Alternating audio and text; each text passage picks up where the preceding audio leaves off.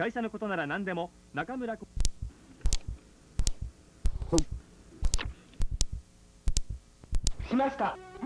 Is that on? No. Aha, there we go. Hey everyone, Kappaman here. Welcome back to Yokai Tales. Well, I survived. Unfortunately, my apartment didn't. Not just my unit, no, the whole building burnt down. Not sure if the other tenants got out in time, but don't worry, I got out completely unharmed. Now, with how quickly it happened, I didn't have much time to grab my things, but I'm happy to say that Kappa Jr. made it out just fine. As well as my bag of shirikodama and my collection of Yokai Girl Monthly.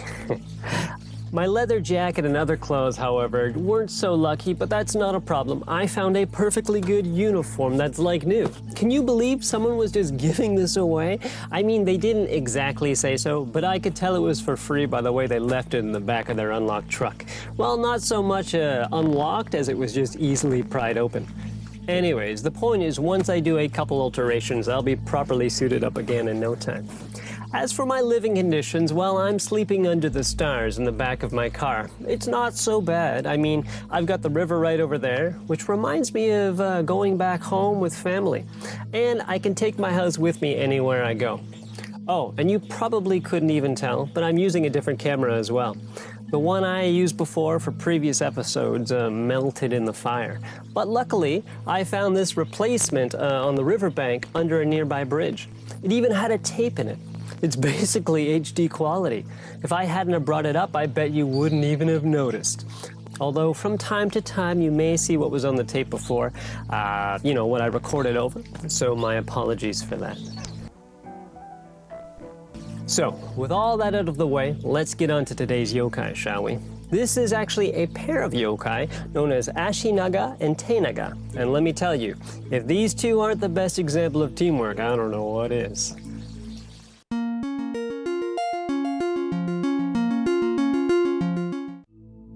To break down their names, Ashi means legs, and Te means hands or arms. Naga means long, so their names are simply long legs, long arms.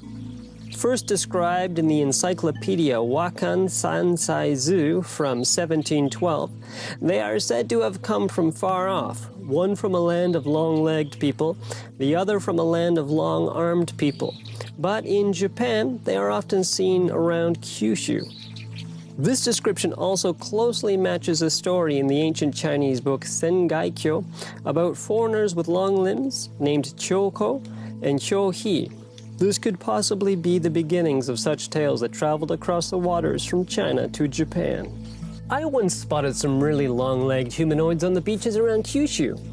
Oh no, wait, those were models taking part in a photo shoot I was watching from a distance through my binoculars. Never mind. They usually work in pairs, being able to provide obvious advantages to one another.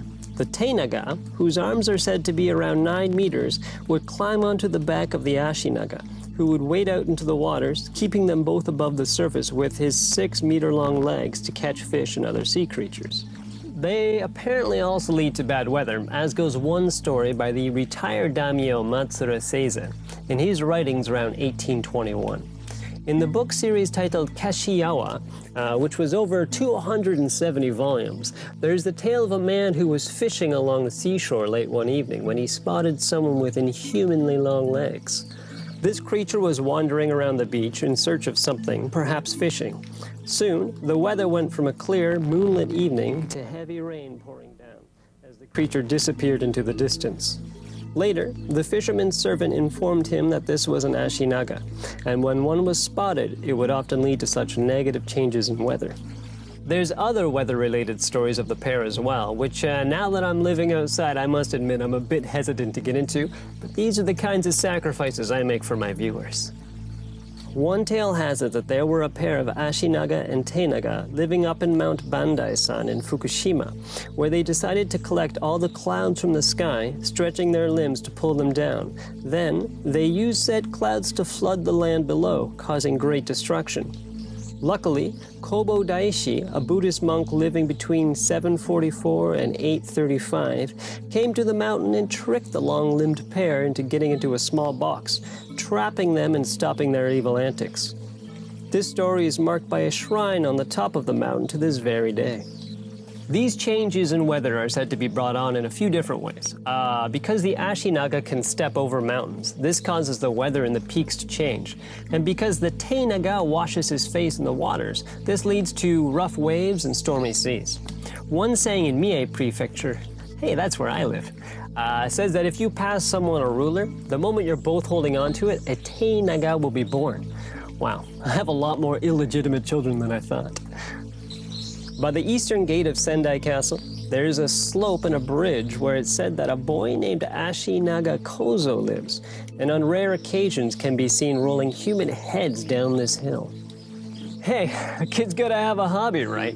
So I wouldn't exactly say they're good yokai, but I try to judge my fellow mythological creatures on an individual basis. Plus, you never know when you'll end up in a flood and have to get on an Ashinaga's back. So it's best not to badmouth them. Well, next time will be something a little different, as it will be the finale of Season 1 of Yokai Tales. So let's do something special for it, shall we? Since I'm still looking for a place to live, I thought we could check out what might potentially be the best home a Kappa like me could hope to have, none other than Yokai Street in Kyoto. That's right, we're going on a road trip to Spook Central. So join me next time, as it promises to be an extra long and extra interesting episode. See you then. Hey, thanks for watching.